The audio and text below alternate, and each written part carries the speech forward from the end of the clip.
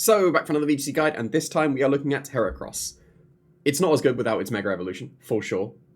And it's not as good as Buzzwole was back in the day that you could use Buzzwole, but that's not available, so we got to make do.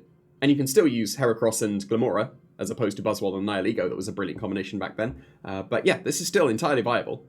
Bug and Fighting is not the worst typing. It can resist some important things. It's weak against a lot of things as well, but it can resist some things. So it's going to be able to hit very hard with the Flame Orb and Guts. There's a few Pokemon that can do that. Some Pokemon that maybe can do it better. But this does have a little bit of a niche that it does have. So what this attack investment is that a Guts both attacks are Guts boosted. The first one is a Throat Chop into a Sylveon to stop the Hyper Voices.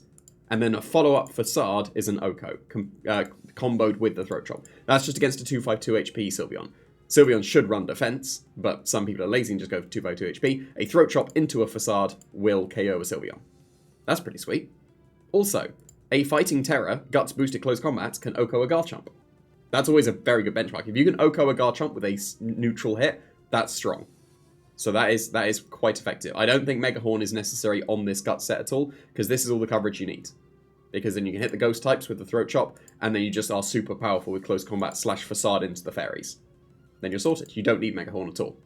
So this is to outspeed a max speed, modest max speed Sylveon, so that you guarantee, like, no one's going to run Jolly on Sylveon, that's not worth it. So even if they're max speed on the Sylveon, you outspeed, you Throat Chop them first. They can still Terra Blast you, but some just run Hyper Voice.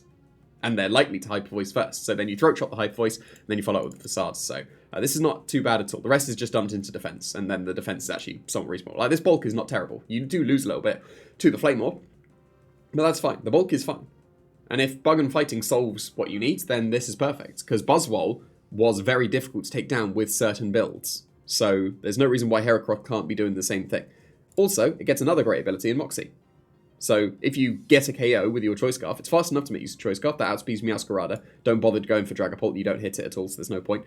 So just outspeed Meowscarada, and then have Adamant and a little bit of HP. And you'll be able to claim some KOs. And you can spam Terra Rock Slide as well, because Rock's a pretty good typing paired with Bug and Fighting, because it resists flying and fire, which would be super effective. And then Choice Scarf Rock Slide with a Terra Rock is not too bad at all. Everyone knows what Choice Scarf Rock Slide can do, so that is entirely reasonable. And this one I do recommend Mega Horn, because if you're locked into a move, it might as well be one of your strongest moves, and you get stab on Mega Horn. So might as well be on this one, and then just round it off with Earthquake. It doesn't particularly matter with this one.